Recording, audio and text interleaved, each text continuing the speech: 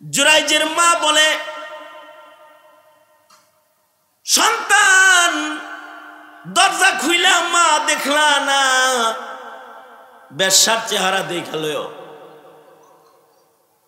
বদদুয়াটা সরাসরি চলে গেছে। আল্লাহর রাসূল বলেন, কিছুদিন যাইতে না যাইতেই ওই এলাকার মরুভূমির একটা রাখালিনী মেয়ে যে ছাগল চড়ায়, সে গর্ভবতী হয়ে গেছে। তার পেটে অবৈধ বাচ্চা চলে এসেছে। লোকেরা তারে জিগায়, তোমার যে বিয়ে ছাড়া বাচ্চা হইল, বাচ্চাটা কার? বাবার নাম কি? বলো বলো। মেয়েটার কুবুদ্ধি আসছে। মেয়েটা বলে, আমার সন্তানের বাবার নাম হলো জুরাইজ। হযরত জুরাইজের উপরে অপবাদ লাগায় দিছে। যেই এলাকার মানুষ হযরত জুরাইজকে ভালো খানা খাওয়াইতো, গাছের পয়লা ফল খাওয়াইতো, হাদিসে আছে এই এলাকার মানুষ ক্ষিপ্ত হইয়া হযরত জুরাইজের ইবাদত খানাকে আগুন দিয়ে জ্বালায়া দিছে। হযরত জুরাইজকে তারা রুসওয়া করছে, বেইজ্জতি করছে, প্রহার করছে। প্রহার করে বলতেছি, ভাবতাম তুমি বড় বুজুর্গ, এখন দেখি আস্ত একটা বদকার। জেনা ব্যভিচার করেছ, তোমার ঔরসে জেনার বাচ্চা হয়েছে। হযরত জুরাইজ বলে, আজব কথা, বাচ্চা হয়েছে? কে ওই বাচ্চা? এই মহিলাকে চেনো না? কয় না, চিনি না। এই বাচ্চাকে চেনো না? এটাই তো তোমার বাচ্চা, তোমার ঔরসে জন্মাইছে। হযরত জুরাইজ এত বড় বুজুর্গ যে হযরত জুরাইজ সাথে সাথে আল্লাহ তাআলাকে ডেকে বলতেছে, ওগো আল্লাহ, এই বাচ্চা কার? তো হযরত জুরাইজে কথা বললে আল্লাহ তাআলা হযরত জুরাইজের কালবের ভেতরে ইলকা করলেন, বাচ্চা কার? বাচ্চারে জিগাও না, সে কার বলে দিবে। বাচ্চাকে জিজ্ঞাসা করো ওর বাবার নাম কি। মায়ের বদদুয়া লইছো, মার বদদুয়ায় সামনে হাজির করে দিছি। মারে দেখলা না কে? দরজা খুইলা মারে দেখতা, তাইলে বেশ্যা দেখতে হইতো না। যাও, তুমি আমার পেয়ারা বাচ্চাকে জিগাও ওর বাবার নাম। হযরত জুরাইজ বাচ্চার মাথার চুলের ভেতরে হাত দিয়া নাড়া দিয়ে জিজ্ঞাস করে, মান আবুকা ইয়া ওয়ালাদ? এই বাচ্চা, তুমি কার সন্তান? তোমার বাবার নাম কি?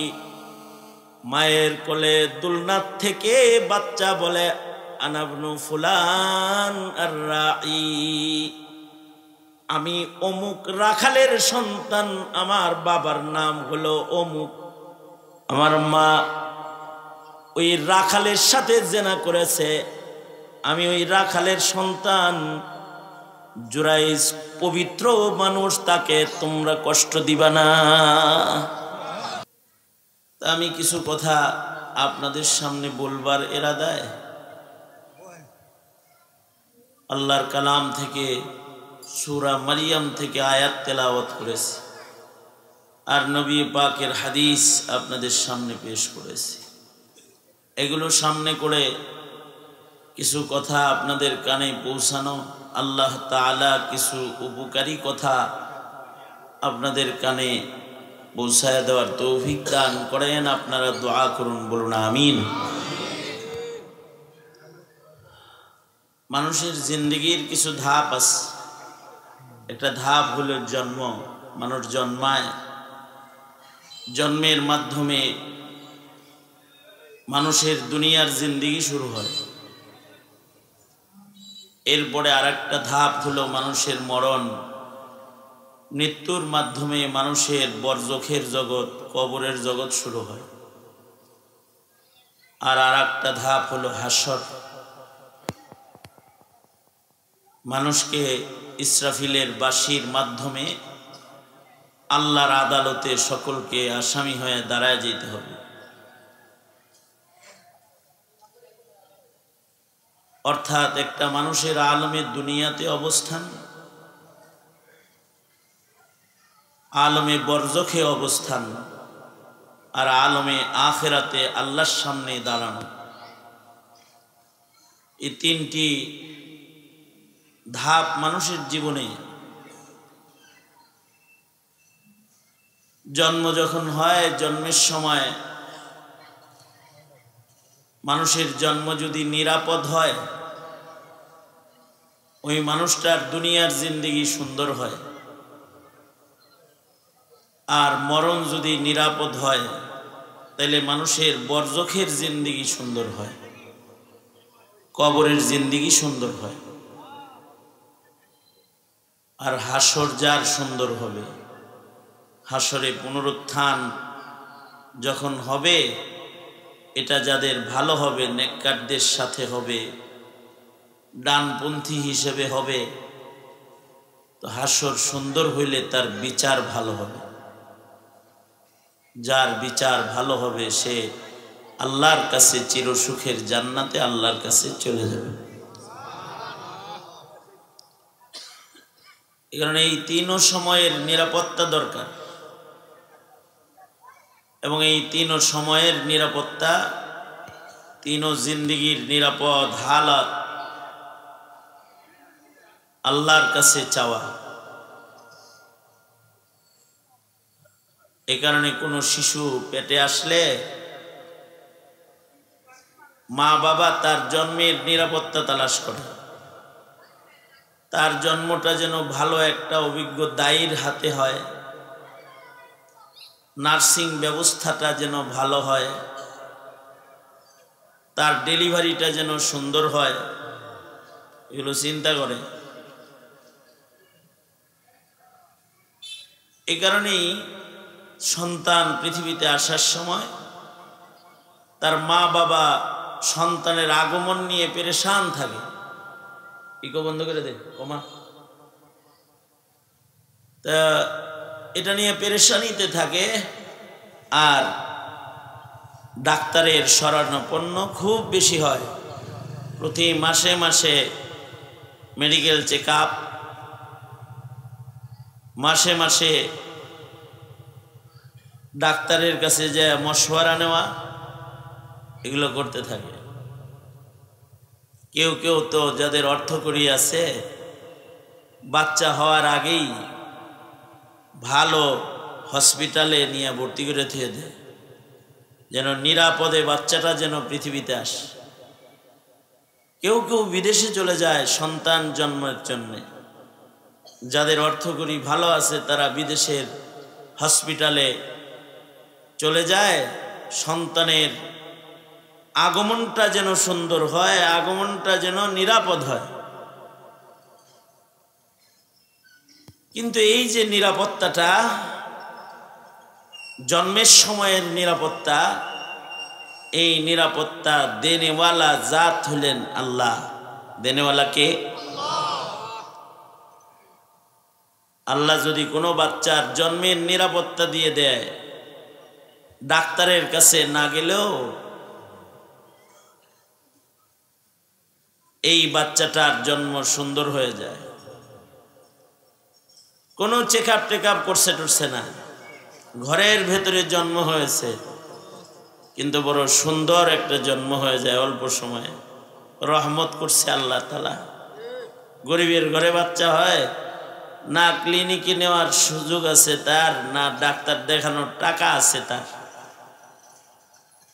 বাবায় রিক্সা লইয়া সকালবেলায় বেরিয়েছে, না তার একটা মোবাইলও আছে, সন্ধ্যাবেলায় বাড়ি এসে দেখে যে তার বাচ্চা যেটা বিবির পেটে রেখে গেছিল এটা ওয়া ওয়া করতেছে, এটা দুধ খাইতেছে, এটার আওয়াজ পাওয়া যায়।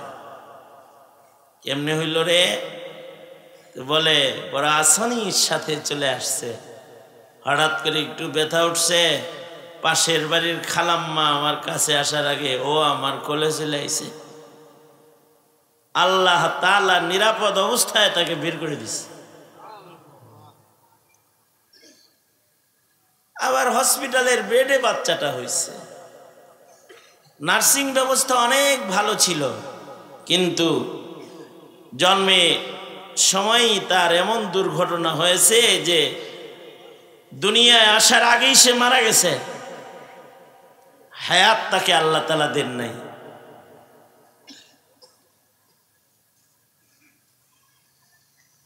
সুস্থ বের করার জন্য পেট কাটছে। কেন রে, সিজার লাগবে কেন? কয় সিজার এজন্যে লাগবে, বাচ্চার মাথা বড় হয়ে গেছে, এই বাচ্চা স্বাভাবিক ডেলিভারি হবে না, উল্টা পজিশনে আছে, পা নিচের দিকে আছে, মাথা উপরের দিকে আছে, বেরোইব না। এটা নিরাপদে বের করার জন্য শেষ বেলায় মায়ের পেট কেটে ফেলছে, কিন্তু নিরাপত্তা আল্লাহ তাআলা দেন নাই। কাইটা যখন উঠাইছে তো মরা উঠছে,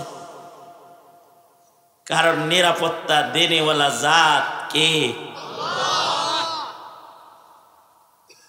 আর একজন ডাক্তারের কাছে যাই নাই, কেউ নাই, তাও বাচ্চা হয়ে গেছে। হযরত মরিয়মের পেটে বাচ্চা আসলো। আশ্চর্য অবস্থায় আসছে যে কোনো বিয়ে শাদী ছাড়া বাচ্চা, কোনো পুরুষের স্পর্শ হযরত মরিয়মের গায়ে লাগে নাই।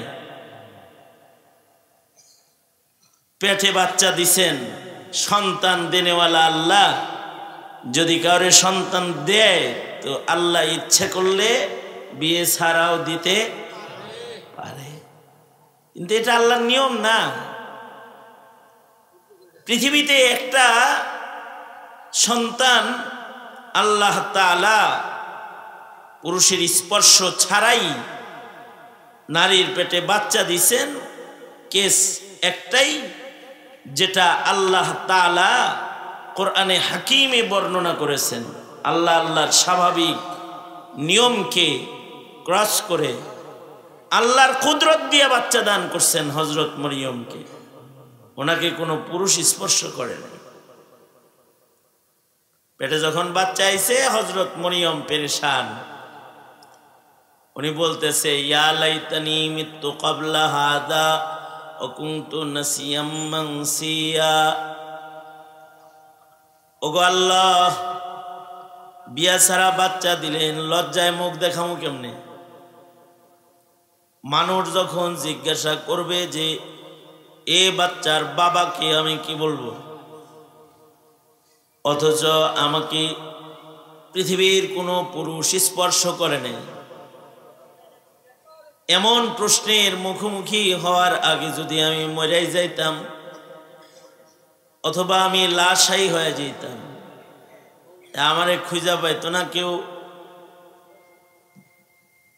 এমন প্রশ্নের সম্মুখীন হওয়ার আগে যদি আমি মরে যাইতাম, আমি এখন মানুষের প্রশ্নের উত্তর কি দিব? লজ্জায় হযরত মরিয়ম ঘর থেকে বের হয়ে পেটের সন্তান লইয়া জঙ্গলে চলে গেছেন।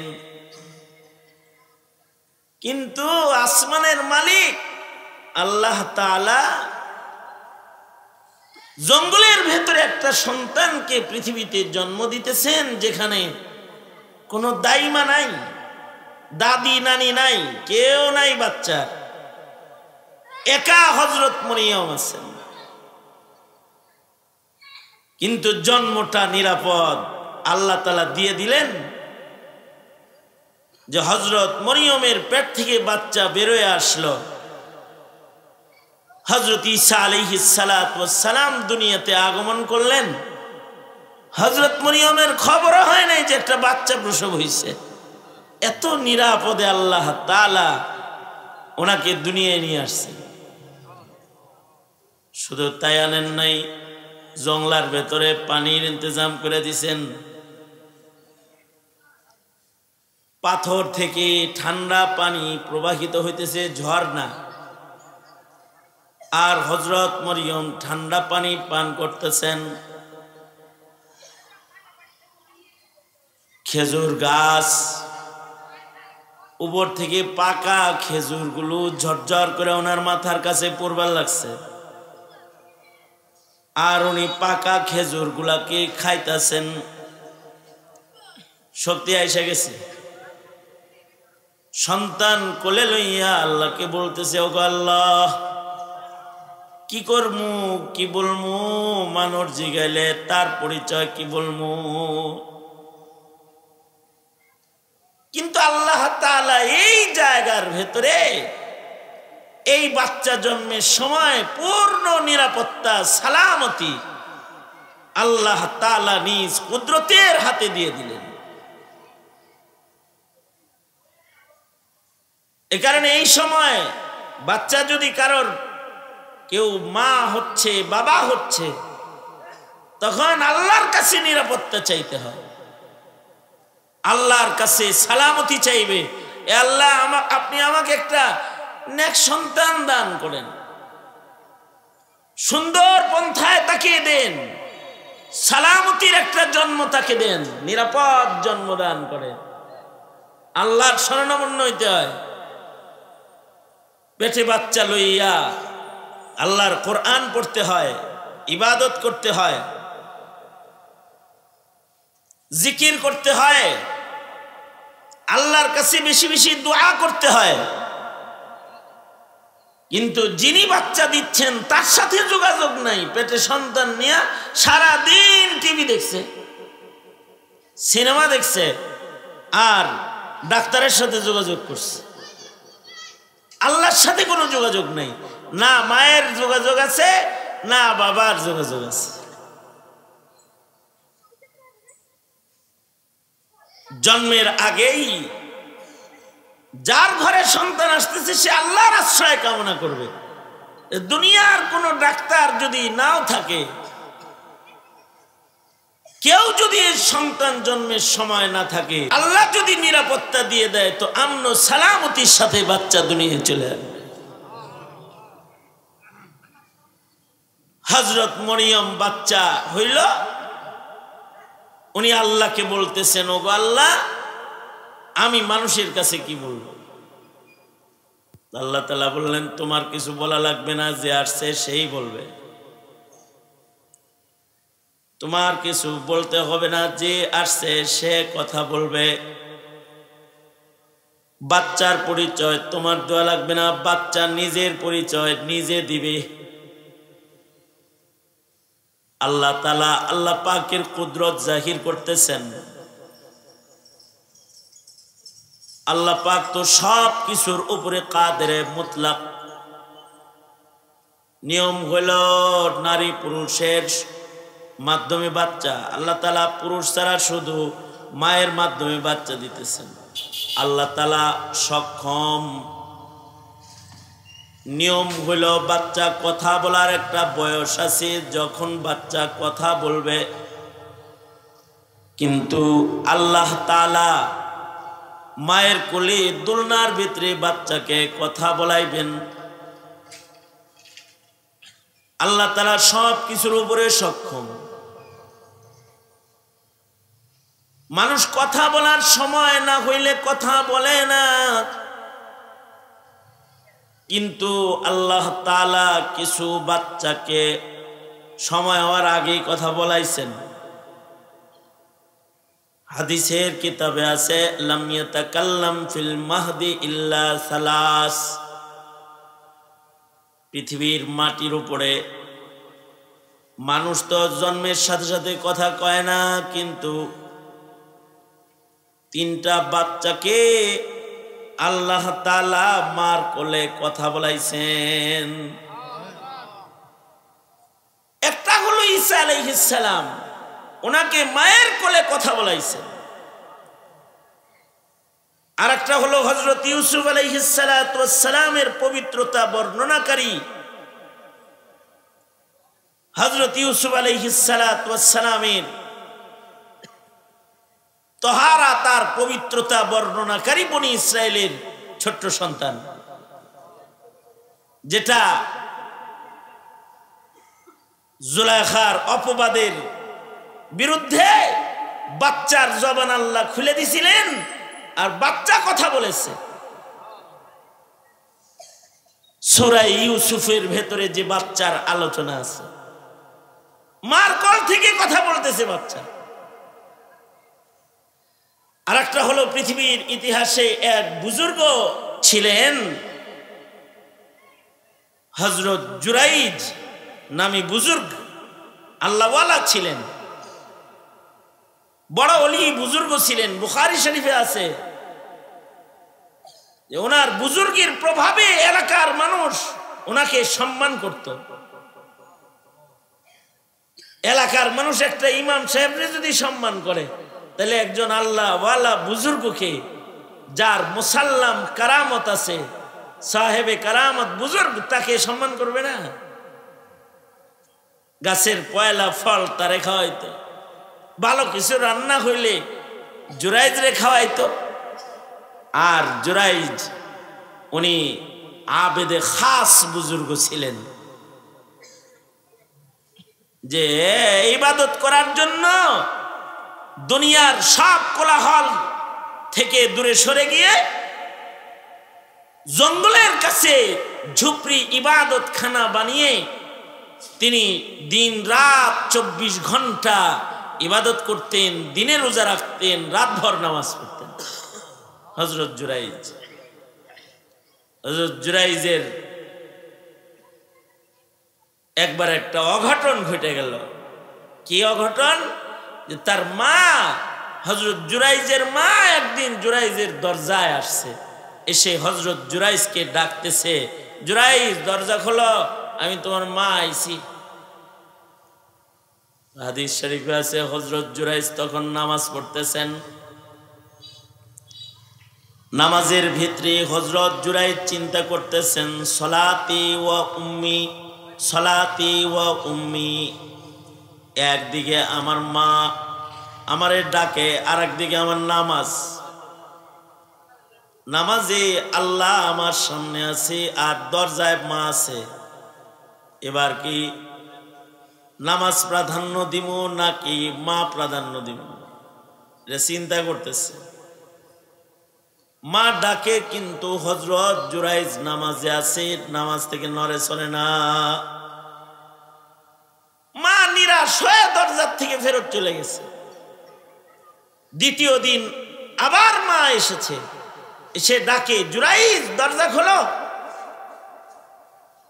আল্লাহর কি কুদরত, হযরত জুরাইজ ওই দিনও নামাজেই আছে। আর উনি চিন্তা করতেছেন, একদিকে মা একদিকে নামাজ, কি করব? মার ডাকে সারা দিব নাকি নামাজ পড়ব? হাদিসে আছে উনি নামাজে দাঁড়ায় রইলেন, মা নিরাশ হয়ে চলে গেল গা। তৃতীয় দিন আবার মা এসেছে, এসে ডাকতেছে, জুরাইজ বাবা দরজা খুলো, আমি তোমার মা। হযরত জুরাইজ ওই দিনও নামাজে আছেন, উনি নামাজে মগ্ন লইলেন। মা নিরাশ হয়ে ওই দিনও ফেরত চলে যাইতেছে। 3 দিন সন্তানের দরজায় দাঁড়ায় সন্তানরে ডাকে, সন্তান খালি নামাজ পড়ে। সন্তান মার ডাকে সাড়া দেয় না। মা রাগ হইয়া বলে ফেললেন, দরজা খুলে মা দেখলা না তো, বেশ্যার চেহারা দেখো। এ কথা বলে মা চলে গেছি। মা তো মুস্তাজাবুদ দাওয়া, পিতা মাতা হলো সন্তানের জন্য মুস্তাজাবুদ দাওয়া। মা বাপ যদি সন্তানের জন্য দোয়া করে, ওইটা আল্লাহর কাছে কবুল হয়ে যায়। মা বাপ যদি সন্তানের জন্য বদদোয়া করে, ওইটা আল্লাহর কাছে কবুল হয়ে যায়। 3 জনার দোয়ার মাঝখানে, আল্লাহর মাঝখানে কোনো পর্দা নাই। তাদের ভেতরে একজন হলো মা বাবা, ওয়ালিদাইন। মা বাবার দোয়া আর আল্লাহর মাঝখানে আল্লাহ তাআলা কোনো পর্দা রাখেন নাই। মা বাপ দোয়া করলেও সোজা যায়, বদদোয়া করলেও সোজা চলে যায়। আল্লাহর রাসূল সাল্লাল্লাহু আলাইহি ওয়াসাল্লাম মায়ের বদদুয়ার তাসির সাহাবীদেরকে শোনাইতে, ঘটনা শোনাইতেছেন সাহাবীদেরকে। মায়ের দোয়ারও তাসির আছে, মায়ের দোয়ার কথাও আল্লাহর রাসূল হাদিসে বলছেন মায়ের দোয়াকে পুঁজি বানায়া আসহাবুল গার এরা মার দোয়াকে পুঁজি বানায়া এদের একজন দোয়া করছে, তো মুসিবত থেকে আল্লাহ তাআলা মার দোয়ার বরকতে তাৎক্ষণিকভাবে সরাইয়া দিছে। মার খেদমত বাহানা বানায়া দোয়া করছে, মায়ের খেদমতের নগদ পুরস্কার। মায়ের দোয়া এত সরাসরি আল্লাহর কাছে যায় যে ইমাম বুখারী রহমতুল্লাহ আলাইহি উনি অন্ধ জন্মাইছেন, কিন্তু ওনার মা ওনার জন্য দোয়া করছেন, আল্লাহ আপনি আমার সন্তানের চোখ ভালো করে দেন। আল্লাহ তাআলা মার দোয়ার বরকতে ইমাম বুখারী রহমতুল্লাহ আলাইহির অন্ধ চোখ ভালো করে দিছে, এবং এই চোখে এত জ্যোতি হইছে, মার দোয়ার চোখ তো এ চোখে বৃদ্ধ বয়স পর্যন্ত আলো খালি বাড়ছে। ওনার দেহ দুর্বল হইছে কিন্তু চোখ দুর্বল হয় নাই। চাঁদের আলোয় বসে বসে ইমাম বুখারী কিতাব লিখেছেন, চশমা লাগে নাই, বাতি লাগে নাই, মানে চোখে পাওয়ার মার দোয়ার চোখ তো। মায়ের দোয়ার চোখ দিয়া ইমাম বুখারী রহমতুল্লাহ আলাইহি চাঁদের আলোয় বসে বসে উনি কিতাব লিখেছেন, মার দোয়ায় চোখ পাইছেন, মোকাম্মাল একটা কিতাব চাঁদের আলোতে বসে লিখছেন, বাতি ছাড়া। মায়ের দোয়া তাসির আছে, বাবার দোয়া তাসির আছে, মা বাবার বদদোয়াও সরাসরি চলে যায়। এই কারণেই মা বাবার প্রতিও নির্দেশ হলো যে সন্তানদের জন্য দোয়া করো, বদদোয়া করবা না। রাগ করে মায় কইছে তুই মর গা, রাস্তায় যায় মোটর সাইকেলের নিচে পড়ে মরিস, মর গাও বলবা না, দোয়া করবা। কারোর ব্যাপারে বলছে আল্লাহ যদি তোরে কাবা শরীফের ইমাম বানাই তো তাইলে তুই ভালো হইতি রে, খালি দুষ্টামি করস, তো আল্লাহ তাকে কাবার ইমাম বানাইছে। মুখ দিয়া কিছু বলছে তো সেটা চলে গেছে। মা বাবা কিছু বললে এটা ডাইরেক্ট জায়গা। জুরাইজের মা বলে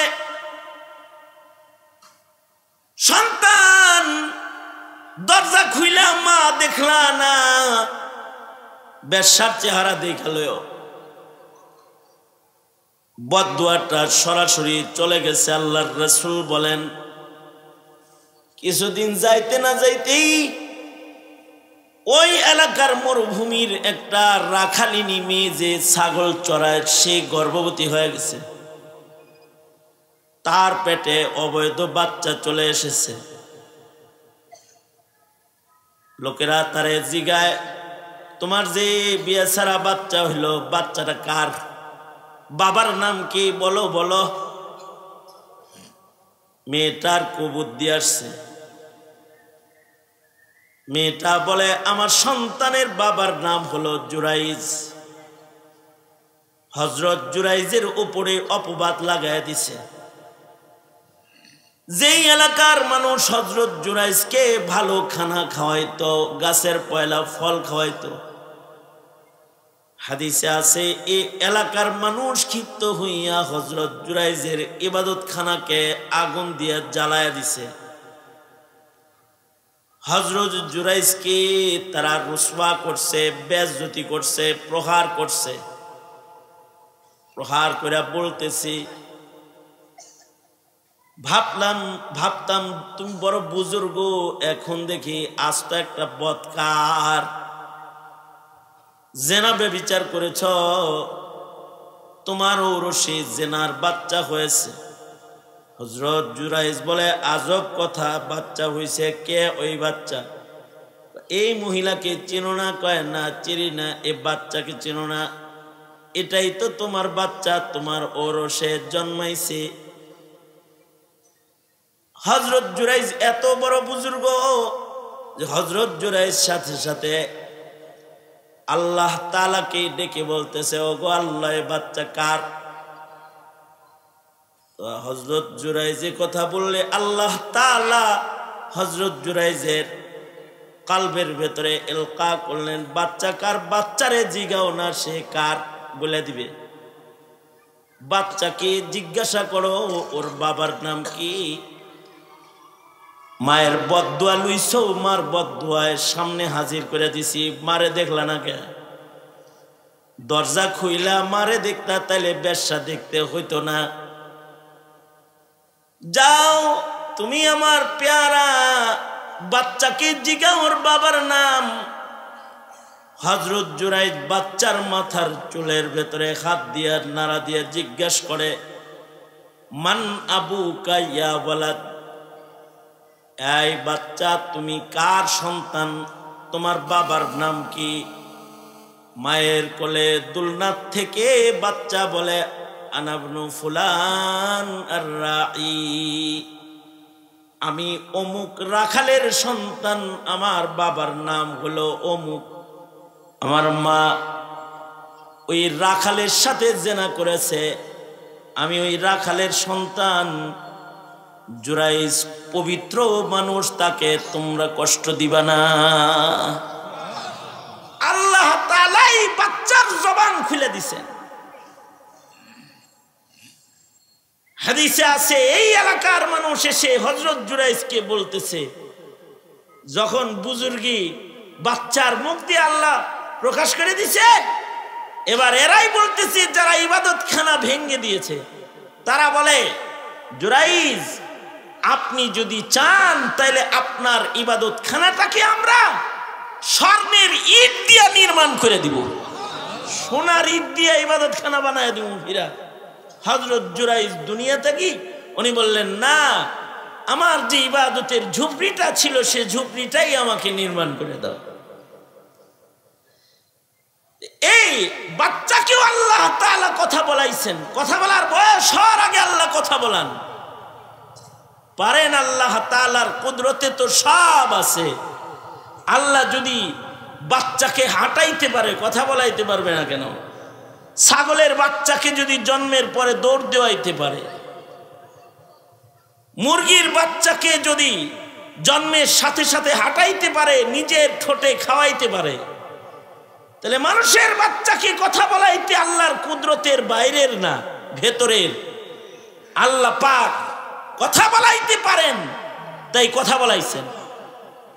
এরকম ঘটনা অ্যাভেলেবেল নয়।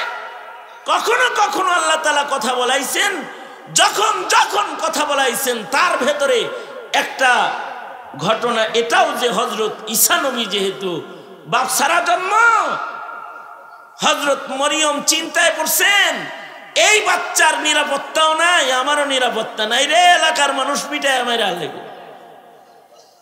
আল্লাহ তাআলা বললেন, না না, তোমাদের কিছুই হবে না, যাও, নিরাপত্তা দেনেওয়ালা আমি, নিরাপত্তা দিব। বাচ্চা কথা বলবে। যদি কেউ তোমাকে জিজ্ঞাসা করে, মরিয়ম বাচ্চা কি, তুমি ইশারা করে বলবে আমি রোজা।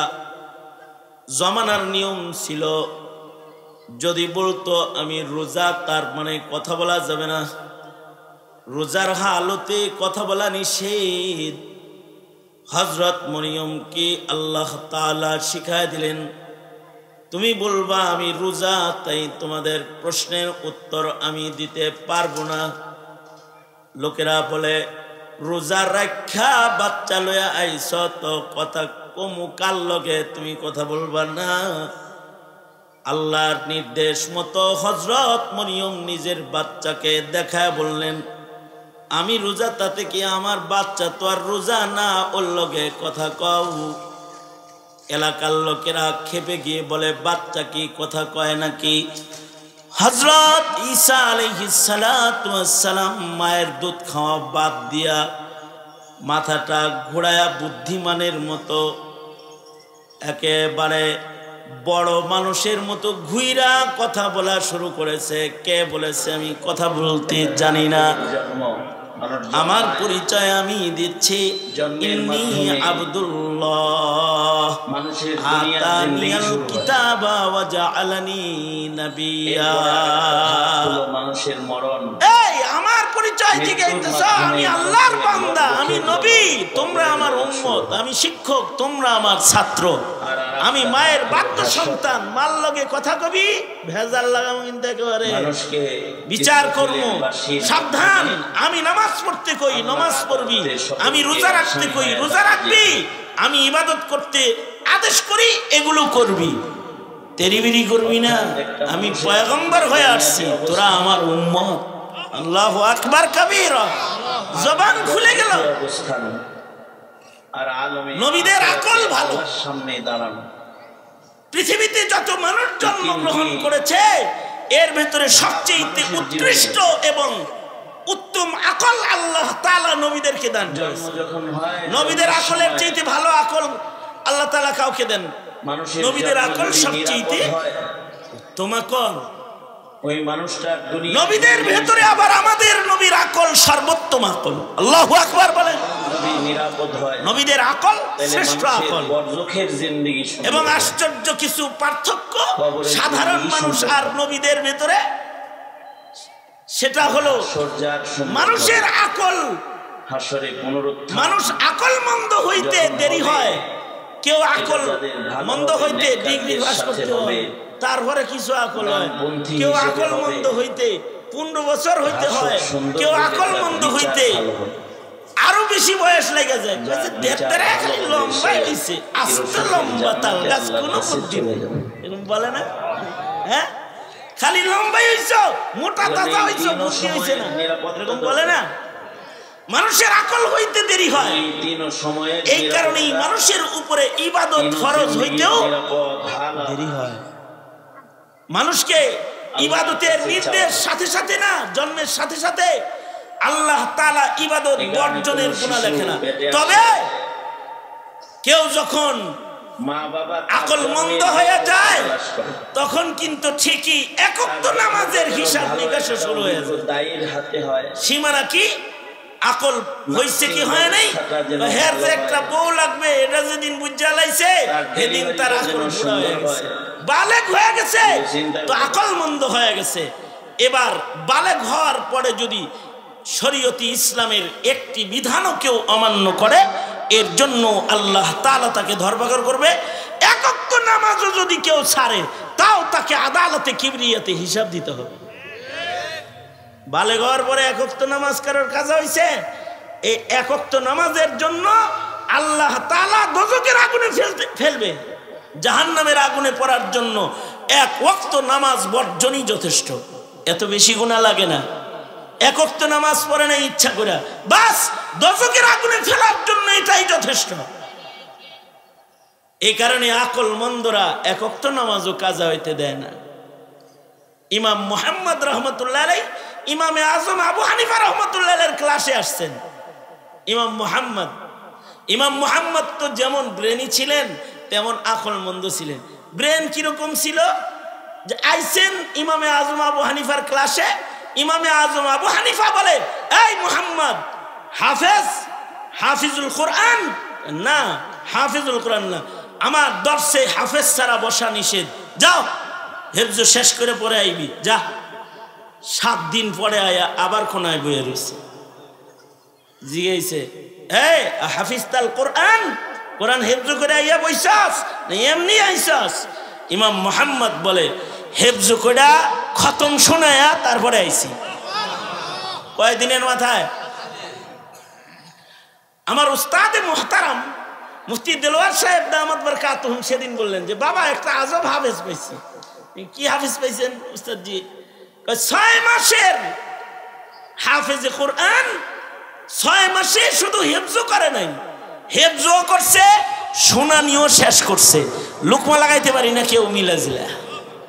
আল্লাহু আকবার বলেন। কয় মাস? 6 মাস।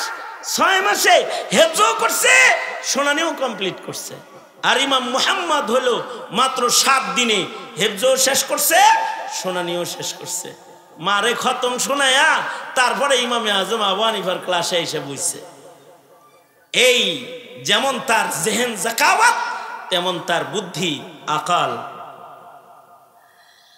ইমাম মুহাম্মদ রহমতুল্লাহ আলাইহি ক্লাসে আইসা উস্তাদকে প্রশ্ন ছুড়ে মারলেন। কি প্রশ্ন? প্রশ্ন হলো, উস্তাদ জি গো, কোন বাচ্চা জামাতের সাথে এশার নামাজ পড়ছে,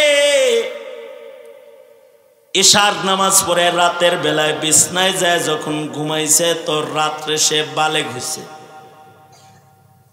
অর্থাৎ এ রাতে তার স্বপ্নদোষ হয়েছে, এখনো পর্যন্ত এশার ওক্ত বাকি আছে। এবার এ বাচ্চার দায়িত্ব কি? সে কি পুনরায় এশার নামাজ আবার আদায় করবে নাকি সুজা ফজরের নামাজ পড়ার জন্য মসজিদ আসবে? ইমামে আজম আবু হানিফা বললেন, এর আগে জামাতের সাথে যখন এশার নামাজ পড়েছে তখন নাবালেগ অবস্থায় পড়ছে, আর মাঝরাত্রে যখন বালেগ হয়েছে তখন তো এশার ওক্ত আছে। সুতরাং ফিকহি ফয়সালা হলো এই বাচ্চাটা রাতের বেলায় ঘরে এশার নামাজ আবার পড়বে, এরপরে ফজরের নামাজে জামাতে মসজিদে আবার ফজর পড়বে, অর্থাৎ ফজরের নামাজ পড়ার আগে নামাজে এশা এই দুইবার পড়বে। একবার পড়ছে নাবালেগ হালতে, আর একবার পড়বে বালেগ হওয়ার পরে। তার মানে নামায়ে আমালের ভেতরে যেন বালেগ হওয়ার পর থেকে তো আমল নামাল লেখালেখি স্টার্ট, তার যেন এক ওয়াক্ত নামাজ কাজা হয়েছে এটা যেন আমল নামার ভেতরে উঠে না যায়। তাই এশার নামাজটা সে দ্বিতীয়বার আবার পড়বে। ইমামে মুহাম্মদ রহমতুল্লাহ আলাইহি বলেন, এই এই এই কি দাঁড়াইছেন কে? জান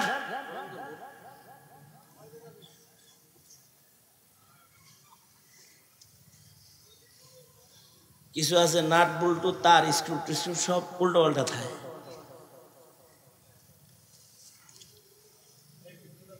মনে মনে আবার রাগ হইতেছে, হুজুর মানে স্ক্রু ছাড়া গেল, স্ক্রু ছাড়া না হইলে খারাই থাকে নেই, তার কাজ থাকলে চলে যাইব আস্তে করে। এই ইমাম মুহাম্মদ রহমতুল্লাহ আলাইহি উনি কি বললেন? উনি বললেন, আলহামদুলিল্লাহ উস্তাদজি, যেই বাচ্চাটা এই বিপদে পড়ছে সে এশার নামাজ আজকে রাত্রে দুইবার পড়ছে। আল্লাহু আকবার জোরে করে বল। তার মানে এটা তো কইতে পারে না যে কামটা তো আমারই হইছে, এটা সরমের কথা না, এত কিছু ভাঙ্গা তো কইতে পারে না। যে বাচ্চাটার এরকম ঘটনা ঘটছে সে কিন্তু আজকে এশার নামাজ দুইবার পড়ছে, তার মানে আকল কত কাম করছে, আকল কত তেজ ধার, তার যে আর এক ওয়াক্ত নামাজ ঘরে আইছে এটা বুঝা লাইছে, আর এটাও সে আদায় আবার করে ফেলাইছে। আল্লাহু আকবার। আকল আর নবীদের আকল, যেটা মানুষের আকল কামেল হইতে তো বালেগ হওয়া পর্যন্ত সীমানা, কিন্তু নবীদের আকল কেমন?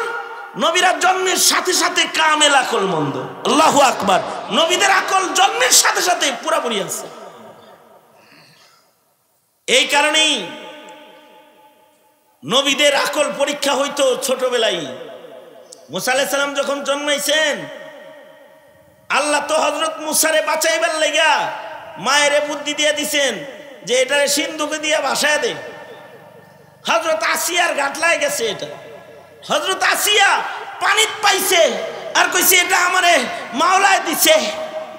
সুতরাং সব বাচ্চারে তুমি জবাই করলো, এইটার দিকে তাকাইলে খবর আছে। কইলাম নেতা বইয়ের উঙ্গুলি যখন উপরে পড়ে গেছে, এখন হের নেতাগিরি তো বাইরে না আছে, ঘরে কি আছে, তো সিধা হয়ে গেছে। এ বাচ্চারে আর কিছু কইতে পারে না। আরো কত কি হয়েছে, এ কান্দে কান্দে থামে না। শেষ বেলায় নিজের মায়ের দুধ খাইছে, এর পরে কান্না থামছে। আরো কত কি হয়েছে, ঘরের ভিতরেই রয়েছে। বাচ্চা মানুষ সুন্দর সুন্দর খেলে, বুদ্ধিমানের মতো খেলে, আর হাসি আনন্দ আসিয়ার কোলে যেভাবে দোলে, ফেরাউনেরও দেখা শখ জাগছে, বাচ্চাটার একটু কোলে লই। ফেরাউন হযরত মুসা আলাইহিস সালামকে কোলে লইছে। মানুষের খাসলাত হলো বাচ্চা কোলে লইলে চুমা দিতে মনে চায়, এটা আদর করতে মনে চায়। তো ফেরাউন হযরত মুসা আলাইহিস সালামকে কোলে লইয়া চুমা দেওয়ার জন্য মুখটা আগাইছে যে একটা চুমা দেই, আদর করতেছে।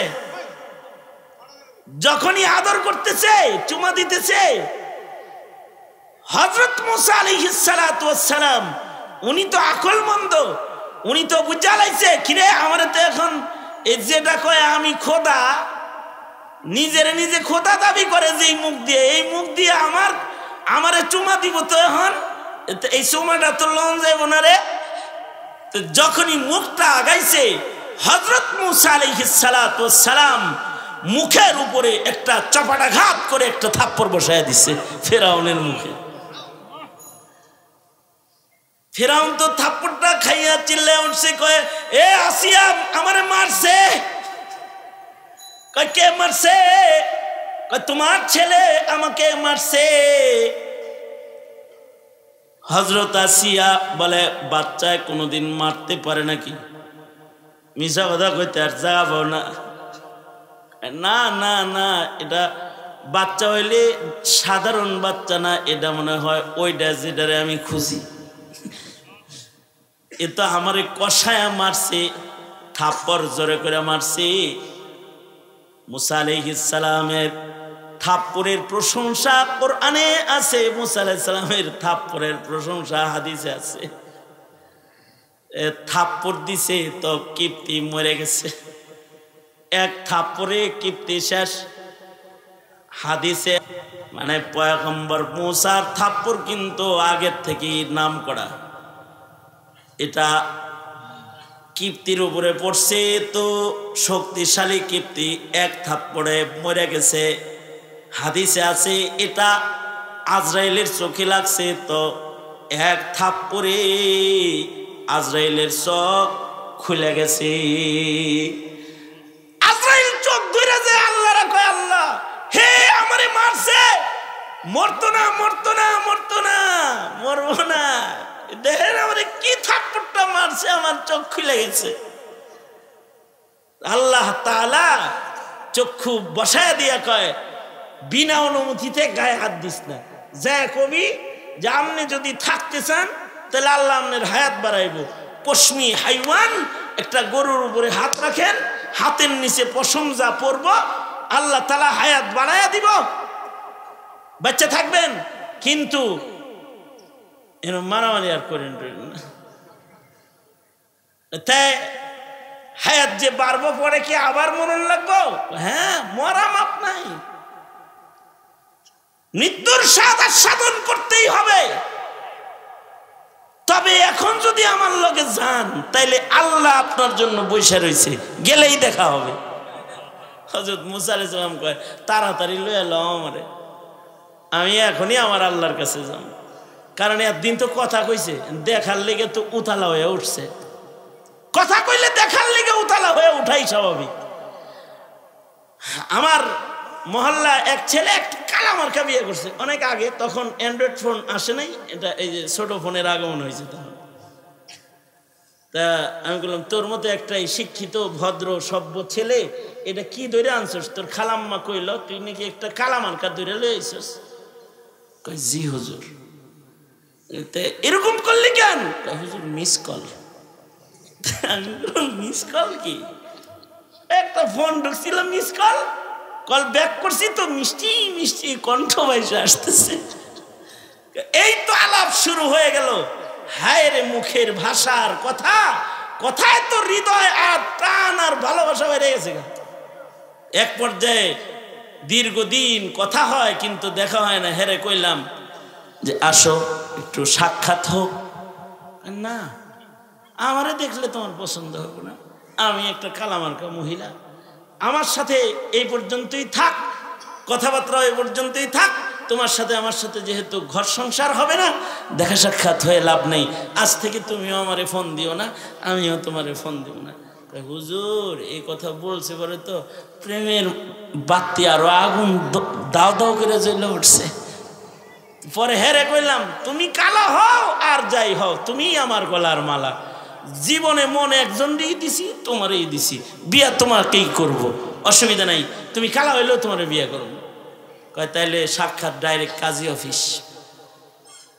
বেডি বড় চালাক, সাক্ষাতের জায়গা দিল কাজী অফিস। কাজী অফিসে আয়াও পড়ছে হুজুর, কিন্তু মেকআপ করে এত সুন্দর করে আইছে, পয়লা নজরে আর বোঝা গেছে না যে এটা আসলে কালা, দেখা মনে হইলো আসলে ভালা। কিন্তু যখন বিয়েটা শেষ হয়ে গেল হুজুর, খালার বাড়িতে গেলাম, রাতের বেলায় গোসল যখন করছে তখন দেখি এই শিউলি ওই শিউলি না। হুজুর একটা মিস কল, এ কথা বলতে বলতে দেখার লেগে পাগল হয়ে ফাঁসা গেছি গা হুজুর। মুসা আলাইহিস সালাম তো আল্লাহর লগে কথা কয়, এবার আজরাইলের হাতে ফাঁসা যাইতেছে। আজরাইল কয় একদিন তো কালিমুল্লাহ কথা কইছেন, দেখেন তো আর নাই, আজকে এখন যদি আমার লগে যান নড়াচড়া করেন না, খালি বয়ে থাকেন, বাইর করে লয়ে যাবো আর ডাইরেক্ট আল্লাহর লগে দেখা হইব। পয়গম্বর মুসা আলাইহিস সালাম মৃত্যুর জন্য রেডি হয়ে গেলেন। মুসা আলাইহিস সালামের থাপ্পড়ের প্রশংসা আছে তো, পয়গম্বর মুসা আকলমন্দ তো কামেল, ফেরাউন চুমা দিতে আইতেছে, থাপ্পড়ের সুনাম তো আছেই, থাপাস করে একটা বসাইছে। এই মুখ দিয়ে খোদার দাবিদার হও আর এই মুখ দিয়ে আমারে চুমা দিতে চাও, দিছে একটা থাপ্পড় খায়া কয় হায় রে এইটা সেইটা রে আমারে মারছে রে। হযরত আসিয়া বলে বাজে কথা বলবা না, বাচ্চা মানুষ মারতে পারে না। কয় না এটা আকলমন্দ, আমারে চিন্না লাইছে। আমরা চিনি, হেও চিনে। কয় ওরা তোগর চাইতে বেশি চিনে আমারে, উনি তোগর চাইতে আমারে ভালো চিনে এ বাচ্চা মুসা। কয় তাহলে তার আকলের পরীক্ষা হয়ে যাক, আসলে কি আকলমন্দ নাকি আকলমন্দ না। আকল যদি কামেল হয় বুঝবো এইটা সেইটা, আর কোনো কথা নাই, জবাব করবো। তাহলে আকলের পরীক্ষা কেমনে হবে? কয় মুসার সামনে স্বর্ণ আর আগুনের কয়লা রেখে ছেড়ে দাও, সে যদি নবী হয় তাহলে আগুন ধরবে না। তার যদি আকল কামেল হয় তাহলে সে স্বর্ণে হাত লাগাবে, আর যদি সাধারণ বাচ্চাদের মতো বেআকল হয় তাহলে সে লাল দেখা ওইটা ধরবে, আগুন ধরবে। দুই পেয়ালার ভেতরে এক পেয়ালায় স্বর্ণ আর এক পেয়ালায় আগুনের অঙ্গরা রাইখা পয়গম্বর মুসাকে ছেড়ে দিয়েছে। মুসা আলাইহিস সালাতু ওয়াস সালাম হামাগুড়ি দিয়া দেখতে দেখতে বুদ্ধিমানের মতো স্বর্ণের দিকেই যাইতেছে, হাতটা স্বর্ণের দিকেই বাড়াইতেছে। আকল কামেল তো আল্লাহ তাআলা হযরত জিবরাইলকে বলে আজকে বুদ্ধি প্রকাশ করন লাগবো না, স্বর্ণ ধরলে গলা কাটবো ফেরাউনে। হাতটা ঘোরায় দিই, পয়গম্বরের হাত ফিরিস্তায় ঘোরায় দিলে আগুনে লাগাই দিলেন। বাচ্চা মানুষ আগুন ধরলেন, অঙ্গুলির মাথা পুড়ে গেল। বাচ্চাদের খাসলত যেটা ধরে সেটা মুখে লয়, আগুনের অঙ্গরা ধইরা মুখে লাগায় দিলেন, মুখ পুড়ে তুতলা হয়ে গেল। পয়গম্বর ছোটবেলায় আকলের পরীক্ষা দিয়ে দিলেন, আল্লাহ তাআলা কুদরত দিয়ে বাঁচায় দিলেন। নবীরা তো জন্মের পরেই আকলমন্দ, ঈসা আলাইহিস সালামও জন্মের পরেই আকলমন্দ। ঈসা আলাইহিস সালামের জবানকে আল্লাহ তাআলা খুলে দিয়েছেন মানুষের সাথে কথা বলতে। আকলমন্দ তো শুধু মানুষের লগে কথা বইলা তিনি ক্ষান্ত হইতেছে না, যিনি কথা বলার অধিকার দান করেছে তার লগেও আলাপটা সেরে ফেলতেছে আর বলতেছে জন্মের দিনে মুখ খুইলা দিয়া কথা বলায়া সালামতি দিলা আল্লাহ, এই সালামতি আমার শেষ সালামতি নয়। ওগো আল্লাহ আমি মৌতের দিনেও সালামতি চাই, ওগো আল্লাহ আমি আমার হাসরের দিনেও সালামতি চাই।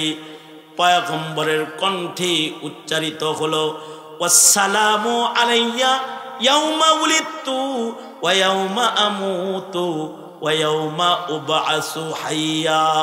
বুদ্ধিমান পয়গম্বর আল্লাহকে কয়, ওগো আল্লাহ, সালামতি আর নিরাপত্তা যেন হয় আমার জন্মের সময়, যেন সালামতি হয় আমার মৃত্যুর দিনে, যেদিন আমি মরব সেদিন যেন স্বাভাবিক মরণ, আমার একটা সালামতির মৃত্যু ওগো আল্লাহ তুমি আমাকে দান করবে। এবং যেদিন আমি হাসরের ময়দানে তোমার আদালতে দাঁড়াবো, আমার পুনরুত্থানটা যেন সালামতির হয়। পয়গম্বর ঈসা আলাইহিস সালামের এই দোয়া কবুল করেই আল্লাহ তাআলা পয়গম্বররে আকাশে সালামতিতে রেখে দিয়েছেন। যেদিন ওনার মৃত্যুর সময় হবে, সালামতি শহর মদিনায় আল্লাহ তাআলা ওনাকে মরণ দান করবেন। দামেস্কের জামে মসজিদে তিনি অবতরণ করবেন, কিন্তু মরণ হবে সালামতি শহর মদিনাতুল মুনাওয়ারাতে। দাফন হবে সালামতির কবর রওজায়ে আতহার হুজরায়ে আয়েশা, আয়েশা সিদ্দিকার কামরার ভেতরে 4টি কবরের জায়গা, তার 3টা কবরের জায়গা পূরণ হয়েছে, একটা কবরের জায়গা এখনো শূন্য রয়ে গেছে। ঈসা আলাইহিস সালাতু ওয়াস সালাম জমিনে অবতরণ করলে পয়গম্বর ঈসা মদিনায় সালামতির মরণ মরবেন, আর পয়গম্বরকে সালামতির কবরস্থানে দাফন করা হবে হুজরায়ে আয়েশার ভিতরে। আর ময়দানে মাহশরে পয়গম্বর সালামতির হাসর হবে, যে দুনিয়ার সব নবীরা যখন নিয়া নাফসি নাফসি করবে, পয়গম্বর ঈসা আলাইহিস সালাতু ওয়াস সালাম হাবিবে কিবরিয়া নবীর পাশে সালামতির সাথে দাঁড়ায় দাঁড়ায় বলতে থাকবে, ওগো আল্লাহর বন্ধু, একটু আপনার রবরে বিচারটা চালু করতে বলেন না। ময়দানে মাহশারে আধাত সূর্যের নিচে আমরা দাঁড়ায় থাকতে পারতেছি না, আপনি হাবিবুল্লাহ, আপনি বললে আসমানের মাওলা আল্লাহ বিচার শুরু করবে। ঈসা আলাইহিস সালাতু ওয়াস সালাম সালামতির সাথে কথোপকথন করবেন। সুতরাং একটা মানুষের নিরাপত্তা সালামতি শুধু জন্মের দিনে নয়, জন্মের দিনের নিরাপত্তাই আসল নিরাপত্তা না। আসল নিরাপত্তা মরণের নিরাপত্তা, আসল নিরাপত্তা হাসরের নিরাপত্তা। হাসরের মরণের নিরাপত্তা এটা আল্লাহর পক্ষ থেকে আল্লাহ দিবেন বান্দার আমলের উপরে ভিত্তি করে। কারোর যদি আমল ভালো হয় হায়াতে, তাহলে তার মরণ ভালো হবে, কামা তাঈশুনা তামুতুন। আর কারোর যদি মরণ ভালো হয় তাহলে তার হাসর ভালো হবে। ভালো মানুষ ছিল তো ভালো মানুষদের সাথে দাঁড়াবে, নেককার ছিল, নামাজি ছিল, মসজিদের আকর্ষণওয়ালা ছিল, তো আরশের ছায়ার নিচে দাঁড়াবে, নিরাপদ হাসর হবে। বদকার তো দোজখের জাহান্নামীদের কাতারে খাড়াবে, আর আধাব সূর্যের নিচে দাঁড়াবে, মাথার মগজ টকবক করে গড়ায় গড়ায় পড়তে থাকবে। বদ আমলির কারণে কবর সুন্দর হয়, বদ আমলির কারণে হাসরও সুন্দর হয়। এজন্য একটা মানুষের চালাক মানুষ, চতুর মানুষ যারা, তারা মরণ পর্যন্ত খাওয়ান দাওয়ান আর ভোগ বিলাসের চিন্তা, তার আসল চিন্তা থাকে না।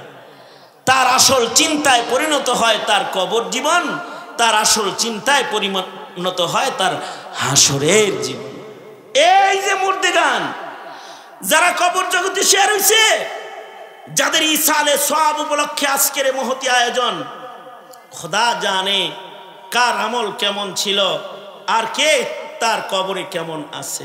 তবে এক হাদিসে আছে, আকরাবিন নিকটতমরা যদি কবরের মাইয়িতদের জন্য ইসালে সওয়াব করে, দোয়া করে, তো আপনজনদের দুয়ার বদলায় আল্লাহ তাআলা কবরবাসীর কবরের আযাব মাফ করে। আপনজনদের নেক আমলের তাসির কবরে পড়ে। সন্তান যদি নেককার হয়, তার নেক আমলের তাসির তার বাবার কবরে পড়ে। সুতরাং যারা আজকের মহতি আয়োজন করেছেন, যে ইসালে সওয়াবের আয়োজন, কবরবাসীদের রূহের মাগফিরাতের আয়োজন, তাদের এই আয়োজনটা অনেক প্রশংসনীয়।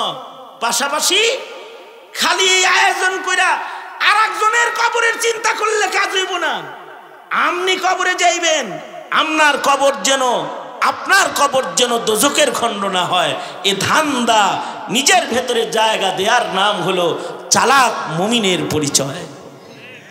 ঈসা আলাইহিস সালাতু ওয়াস সালাম এই ধান্দা জায়গা নিয়ে যখন কথা বলেছেন, আমি আয়াত পড়েছি, ওটা ঈসা নবীর শিশু সময়ের কথা, কিন্তু আল্লাহ তাআলা কালামে ঈসাকে কালামুল্লাহ বানায়া হাবিবুল্লাহর কলবের ভিতরে নাজিল কইরা এটাকে ওহীর মর্যাদা দান করছেন।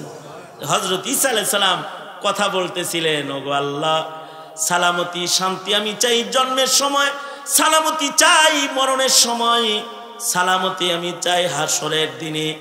আল্লাহ তাআলা যেন আমাদেরকে মরণ হাসরের সালামতি দান করে, এমন একটা আমলওয়ালা হায়াত যেন আল্লাহ তাআলা আমাদেরকে গঠন করার তৌফিক দান করে, বলুন আমিন। এই মুবারক করিম নামটা হলো উজানির পিসাহ হুজুরের নামে, নাম তো আলোচনার ভিতরেও তাসির আছে। সুন্দর কথা বলে, কথা বলতেছিল সুন্দর সুন্দর কথা। আমি যেহেতু আমার ব্যস্ততার ফাঁকে সময় দিয়েছি, তাই পোস্টারে লেখা বা আদেশ, এই যে আমি সারাটা দিলাম, খালি কবরবাসীর কবরের চিন্তা না, নিজের কবরের চিন্তা করো। এইটাকে সামনে করে আগামীর জিন্দিগি যেন আপনার আমার 5 ওয়াক্ত নামাজের জিন্দিগি হয়, আপনার আমার সুন্নতওয়ালা জিন্দিগি হয়, আপনার আমার হালাল হারাম বেঁচে চলার জিন্দিগি যেন হয়, যেন কবর হাসর ভালো হয়। এই ফিকির লালন করতে রাজি তো ইনশাআল্লাহ? হ্যাঁ, এই যে মাহফিল আসছেন দুনিয়ার লাভের আশায় না আখিরাতের লাভের আশায়? আখিরাতের লাভ কি অল্প হইলেই হয় না, যত বেশি হয় তত ভালো হয়। আজকেও কি অল্প করেই নিবেন না বেশি করে নিবেন? কি কথা কন না? অল্প করেই নিবেন না বেশি করে নিবেন? বেশি নেওয়া দরকার না। সুতরাং মাওলানা তার অসমাপ্ত আলোচনাটা সমাপ্ত করবে, একেবারে ধৈর্যের সাথে বসে কবরের সালামতি কামনায় আপনারা আখিরি মোনাজাত, বেশি লম্বা করবে না, আধা ঘন্টা 40 মিনিট কথা বলবে, আখিরি মোনাজাত করে কবরবাসীর জন্য দোয়া করে তারপরে এখান থেকে উঠবেন। কেউ নড়াচড়া না করে জায়গায় বসে থাকেন। আল্লাহ তাআলা সবাইকে খায়ের দান করে, এই মজমাকে কবুল করে। যে এলাকার এই মুর্দেগানদের জন্য ইসালে সওয়াবের মাহফিল যারা করেছে, তাদের মেহনত, তাদের কোরবানি সবটুকুন আল্লাহ তাআলা কবুল আর মঞ্জুর করে। মাইকাতে নিয়ে পেসপুস লাগায়েন না, আমি ঘোষণা দিয়ে দিছি, ডাইরেক্ট বসো। আর ও বড় হুজুর যে আছে এটা তো আমি জানি না গো, আমি জানি আপনারা যাইবেন না, কারণ বড় হুজুর একটা আছে, তাবারক সাহেবটা আমার দরকার, তো মনে লইয়েই যায়। বসেন, আল্লাহ তাআলা খায়ের দান।